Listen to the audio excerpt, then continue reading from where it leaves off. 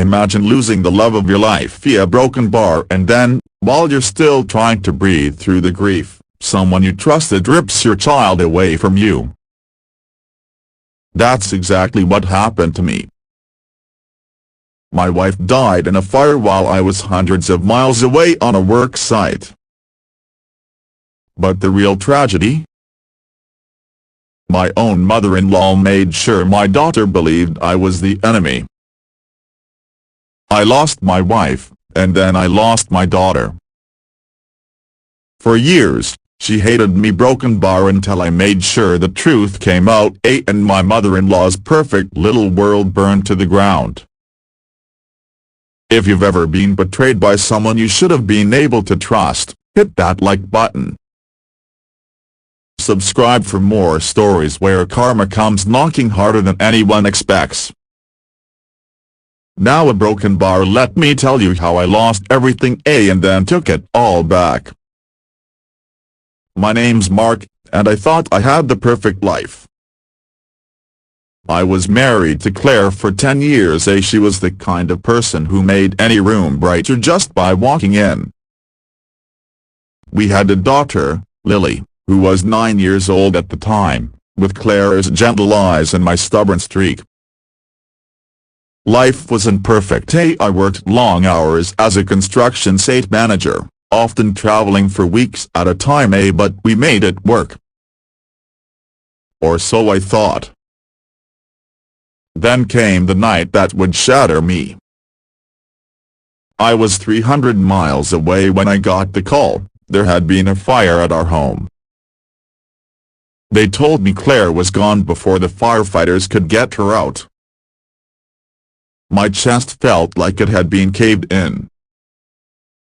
My legs gave out in the middle of my motel room. I wanted to scream, but nothing came out. By the time I made it home, Lily was staying with Claire's mother, my mother-in-law, Janet. I told myself she was just stepping in until I could arrange things, that she was being helpful in my darkest moment. I was. At first, Lily barely spoke to me. I told myself she was grieving, that she just needed time. But in a broken bar little things started to happen. She'd flinch when I hugged her. She wouldn't meet my eyes. And when I asked her to come home with me, she'd burst into tears and beg to stay with Grandma Janet. The breaking point came one Sunday afternoon, when I visited her at Janet's. I brought a photo album of Claire, thinking it would be comforting. Instead, Lily slammed it shut and yelled, "Mom died because you weren't there to save her." It felt like someone had stabbed me. And then I saw Janet standing in the kitchen doorway, her arms crossed, lips curled in a smug little smile. That's when I knew. Janet was poisoning her against me. Janet had never liked me. To her, I wasn't good enough for her daughter, not educated enough, not wealthy enough. I was just a construction guy who stole her perfect Claire away from her family. And now, she had the perfect chance to erase me from Lily's life. Every visit became a battlefield. She'd cut me off mid-sentence, correct my stories in front of Lily, and constantly bring up how some people put work before family. The unspoken dagger in her words was clear: I had let Claire die. I tried to fight it legally, but without hard proof of alienation, the court leaned toward the stable environment Janet claimed she provided. My visitation rights were cut to a few hours every other. For 3 years, I lived like that, a father on the sidelines, watching my daughter slip further away from me. Every time I saw her, she seemed colder, more distant. Then one day, Lily's school counselor called me. Apparently, Lily had broken down in class after a fight with a friend. She told the counselor she wished her real dad had been there when her mom died, the day that her grandma told her I didn't care enough to come home. Something inside me snapped. It wasn't grief anymore. It was rage. If Janet wanted to play dirty, I'd play. When the school counselor told me Lily thought I didn't care about her mom's death, something inside me went cold. It wasn't just grief anymore. It wasn't even anger. It was clarity. I had been playing defense for 3 years, trying to prove my worth to a child who'd been force-fed poison. And every time I thought I was getting closer, Janet would pour more venom into her ears. That day, I walked out of the school parking lot with a single thought looping in my head: she's not just going to lose. She's going to wish she never started this war. Revenge, I realized, wasn't a single punch. It was a siege. And sieges are won by starving the enemy, not just attacking them. I started small. Every interaction with Janet, no matter how casual, was recorded.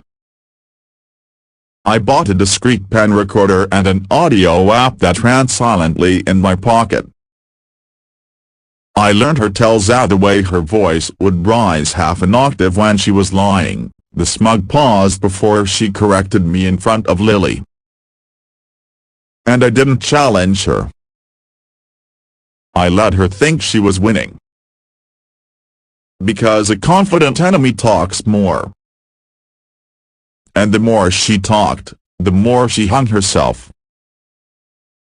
Claire had friends Janet hated. Some she'd alienated long before Claire's death. I reached out to them, not with a pity party, but with a mission.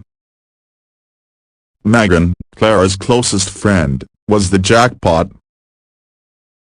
Over coffee, she told me about the fight Claire had with Janet the night of the fire, the one that left her so distracted she didn't turn off the faulty space heater. I didn't need to embellish it. The raw truth was enough: Janet had been verbally abusing her own daughter hours before going for the legal kill shot. I wanted her public image cracked enough that when the big blow came, no one would defend her. Janet thrived on her reputation, the sweet, respectable grandmother, always hosting charity events, always smiling for the community newsletter. So I started leaking small truths through anonymous tips to the local gossip chain. A school board parent suddenly knew Janet had conflict issues with her late daughter. A church acquaintance heard she was under investigation for custodial interference, a lie at the time, but one that soon wouldn't be. Within a month, she wasn't the untouchable queen bee anymore. Just a woman with whispers following her like.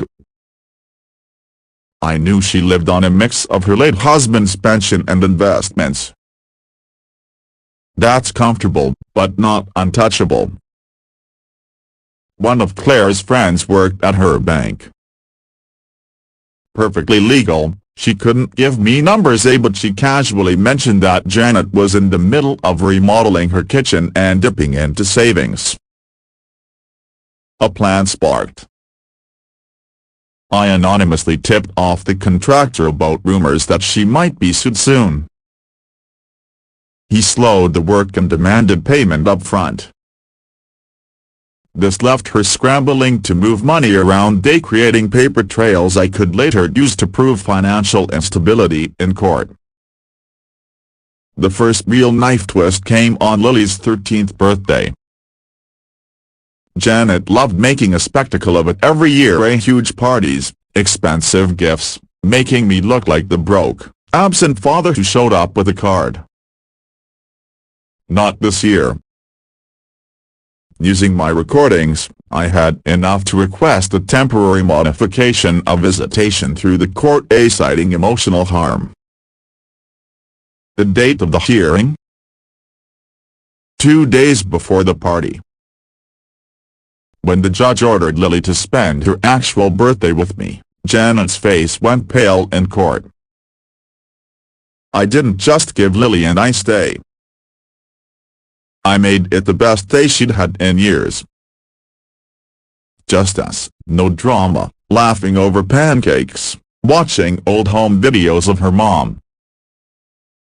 That night, Janet posted a passive-aggressive Facebook status about some people ruining family traditions.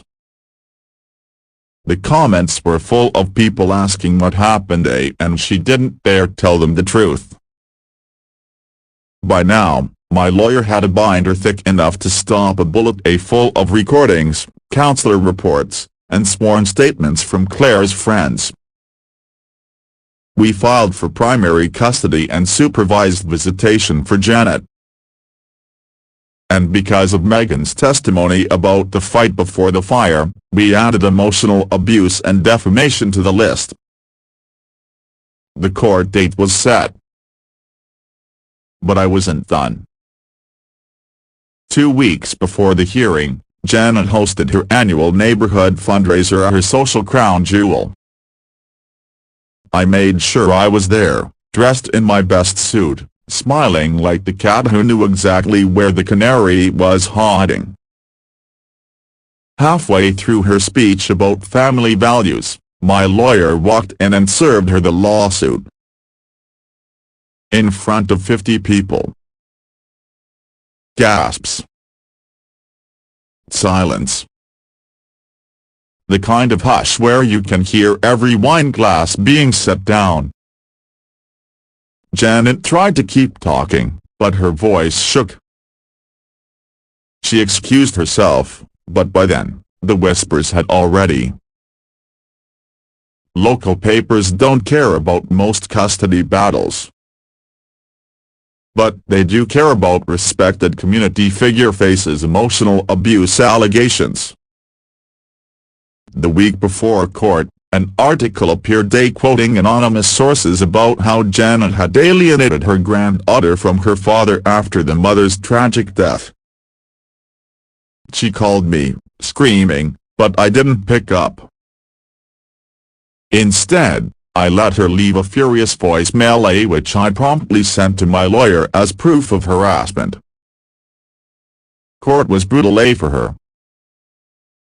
We played recordings of her calling me a worthless father who couldn't save his wife. We had Lily's counselor testify about the emotional damage. We had Megan detail the fight before the fire. Every time Janet tried to defend herself, she came off bitter, controlling, and evasive. The judge didn't just rule in my favor, he lectured her on parental alienation. I walked out with full primary custody. Janet got one supervised visit a month. Winning custody was justice. But the final twist was revenge. Remember that kitchen remodel she'd been bleeding money on? I bought the house directly next door to hers. Not because I wanted to be neighbors, but because I knew she'd hate seeing me and Lily living our lives happily without her. Every backyard laugh, every barbecue, every father-daughter project was a reminder that she had lost. And because she now had to go through a supervisor for visits, she couldn't even come over uninvited. She eventually sold her house at a loss just to get away. Aftermath. Lily and I rebuilt. It wasn't instant. Trust takes time when it's been poisoned, but every month, I saw her thaw a little more. She started asking about her mom, not the version of her Janet had fed her, but the real one. One night, as we were looking at that old photo album, she whispered, "I'm glad you didn't give up on me." I didn't tell her the whole truth about what I'd done to Janet. That was my burden. But I knew this: I hadn't just taken back my daughter. I'd taken back our story. And Janet? She'll live the rest of her life knowing she lost everything, and it was her own fault.